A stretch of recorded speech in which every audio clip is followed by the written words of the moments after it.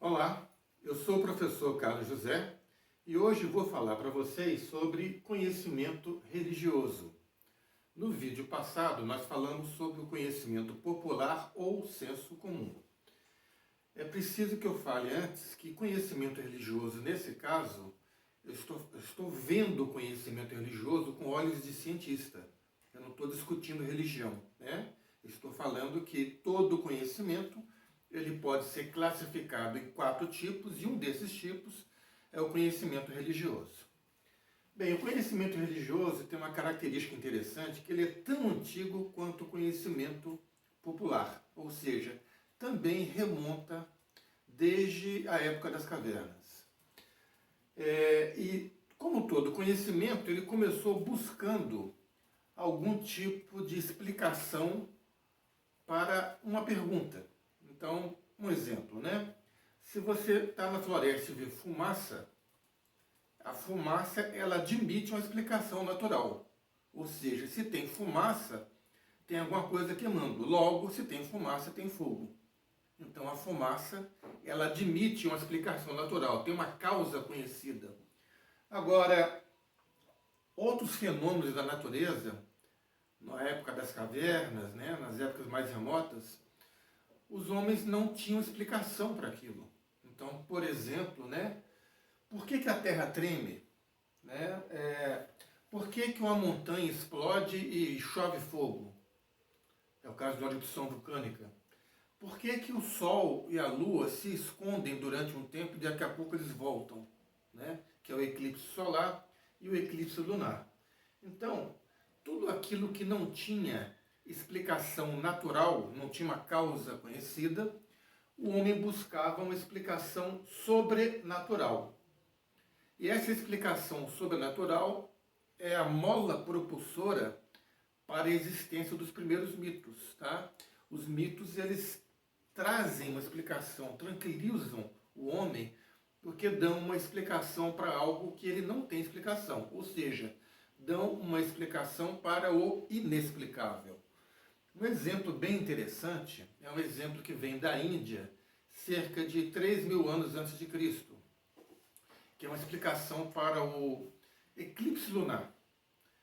Bem, segundo essa explicação, quando estava sendo criado o universo, eles chamam de batimento do Oceano Lácteo, apareceu uma fumaça negra e venenosa chamada Kalakuta, o vértice negro, a saber, o mais alto poder de concentração de morte.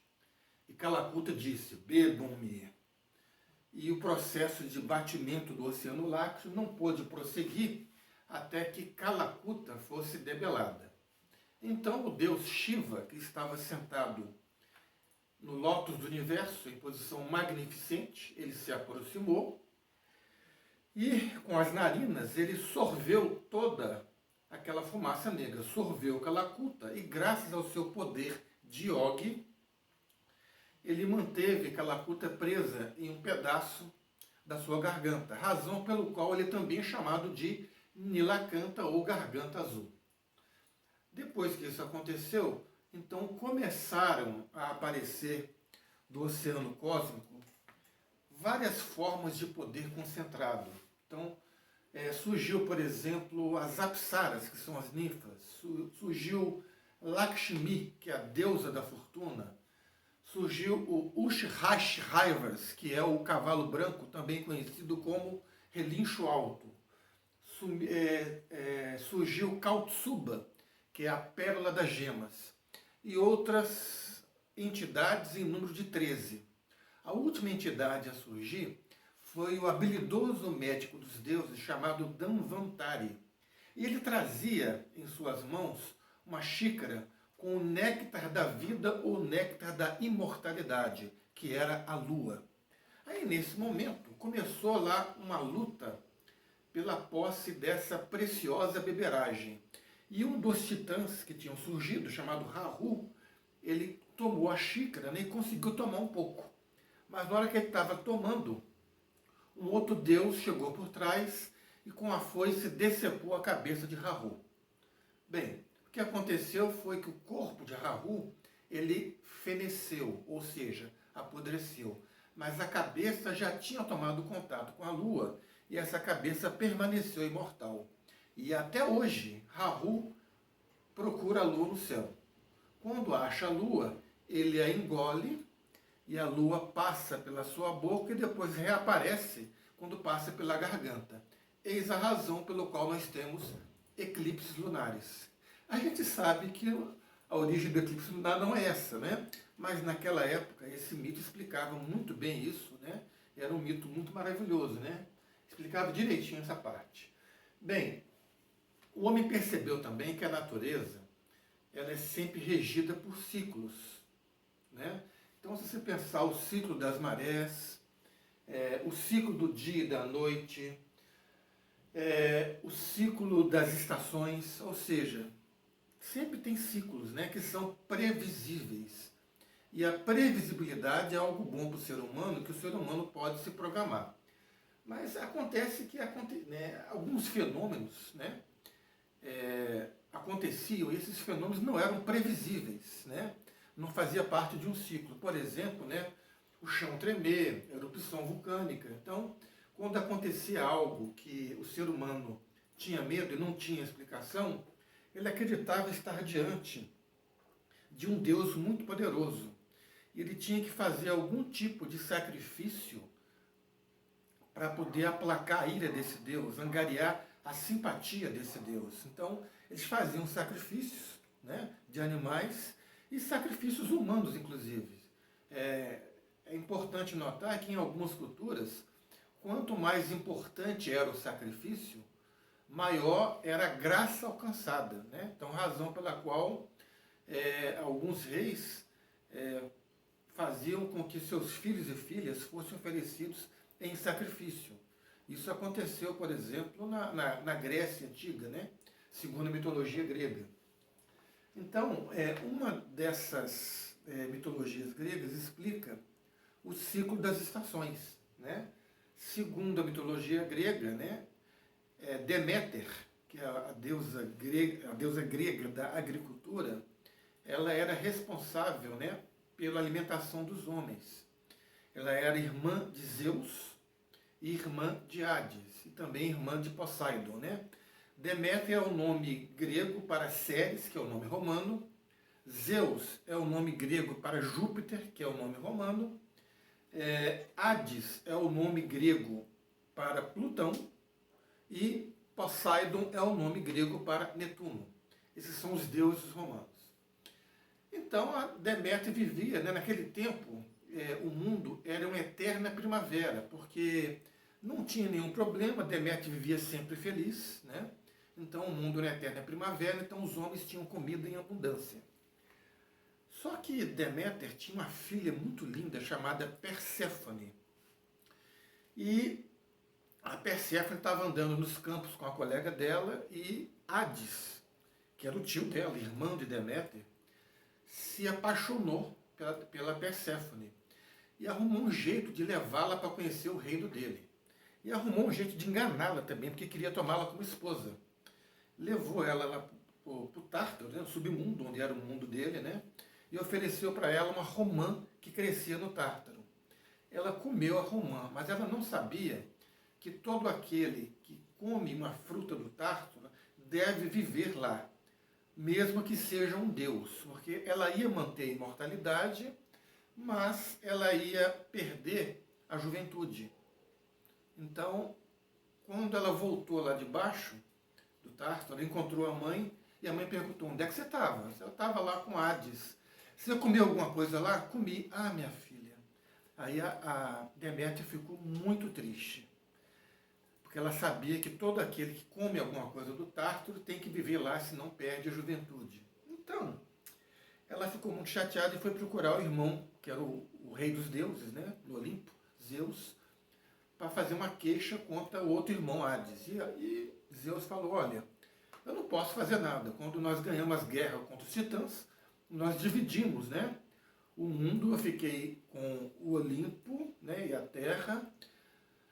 Poseidon ficou com os mares e Hades ficou com o submundo. Então lá quem manda é ele. Mas eu vou conversar com ele para ver se a gente consegue fazer alguma coisa. Mas nesse meio tempo a Ceres, né, a Deméter, ficou muito triste. E o mundo entrou num inverno eterno, tá? Porque ela estava triste, né? Então alguns atribuem que a era glacial foi devido à tristeza de Deméter. Então Zeus estava vendo que os homens estavam morrendo de fome e resolveu conversar com Hades. Aí combinou com ele o seguinte: olha, vamos fazer o seguinte, então ela passa metade do ano com você lá embaixo, metade do ano com a mãe aqui em cima. E foi feito esse arranjo. Então, quando Perséfone voltava lá do submundo para a superfície e ficava com a mãe ficava alegre. Aí começava a primavera, depois vinha o verão. Aí quando ela tinha que descer para ficar de novo com Hades, começava o outono, as folhas caíam, depois vinha o inverno. E assim, né, surgiu a explicação para o ciclo das estações. Mas sabemos que a explicação não é essa, mas essa é uma explicação convincente para aquela época. O que é preciso saber é que religião e mitos não são a mesma coisa. Embora todas as religiões tenham o mito como origem, né?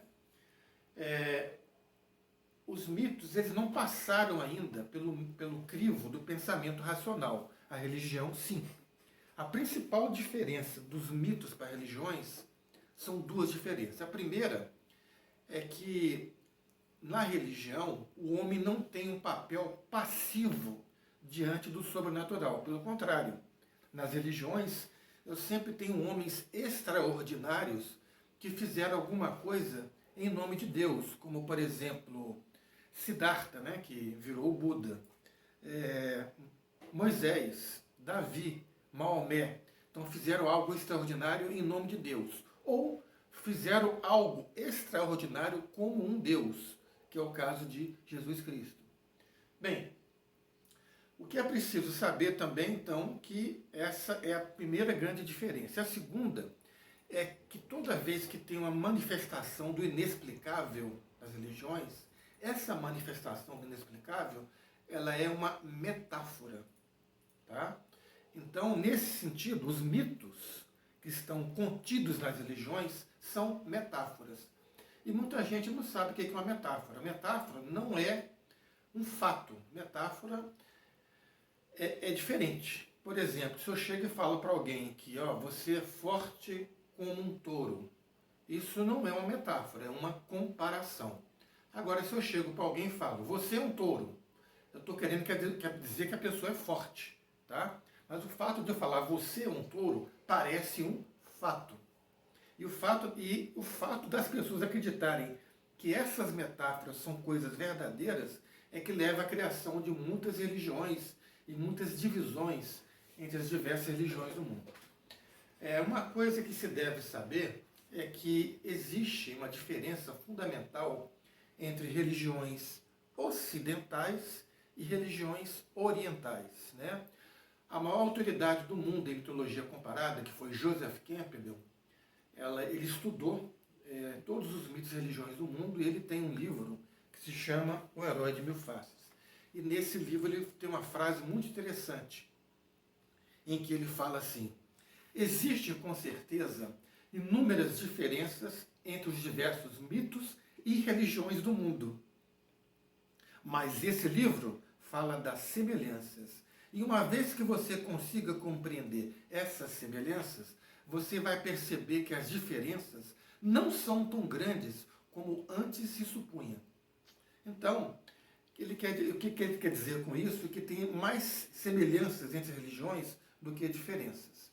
A única coisa que ele faz uma distinção é que as religiões ocidentais, que estão a oeste do Irã, né, pegando o Oriente Próximo e a Europa, elas são bem diferentes das religiões orientais. As religiões ocidentais, elas são monoteístas em sua maioria, é o caso do judaísmo, do cristianismo e do islamismo. São monoteístas. Nas religiões monoteístas ocidentais, Deus, o mundo e os homens não são a mesma coisa. Ou seja, Deus é uma entidade superior que criou o mundo e os homens. Nas religiões orientais já é diferente. nas religiões orientais predomina o politeísmo, ou seja, eu tenho vários deuses, né? E nas religiões orientais, o mundo, Deus e os homens são manifestações de um mesmo Deus. Essa é a grande diferença. O que é preciso se notar aqui é que o conhecimento religioso ele é adequado para situações religiosas. Se você vai, por exemplo, a um culto, né, a uma missa, você tem que ir com olhos de fé, com olhos de religião. Tá? Não adianta você ir com olhos da razão, porque é diferente. E aqui eu tenho as primeiras diferenças, né? Características do conhecimento religioso. Primeiro, ele é valorativo, tá? Ele é baseado em valores. No caso do conhecimento popular, ela era baseado em valores da pessoa, do indivíduo. Aqui, ele é baseado em valores que são os dogmas, que são proposições impostas pela religião. No conhecimento popular, ele era um conhecimento reflexivo, baseado no pensamento. Aqui não, ele é inspiracional. Todo conhecimento religioso, ele é inspirado, né, por entidade superior. Ele é sistemático, porque é baseado em uma doutrina que está fortemente calcada em dogmas. Então ele é sistemático, já está pronto, né, sistematizado. Ele é não verificável, porque não tem como verificar. Uma vez que é um dogma, você aceita com a fé. Você não pede prova. Né? Que prova que eu posso dar, por exemplo, de que Deus existe? Né? Prova científica. Não tem como, você acredita com a fé. E por esse motivo ele não é verificável. E ele é infalível e exato, justamente por causa do dogma. Porque se você tem o dogma como proposição, aquilo é verdade absoluta. Então, nesse caso, uma verdade absoluta ela é infalível e é exata. É conforme aquilo que o dogma determinou. Espero que tenha ficado compreendido isso. Nosso próximo vídeo será sobre conhecimento filosófico. Muito obrigado.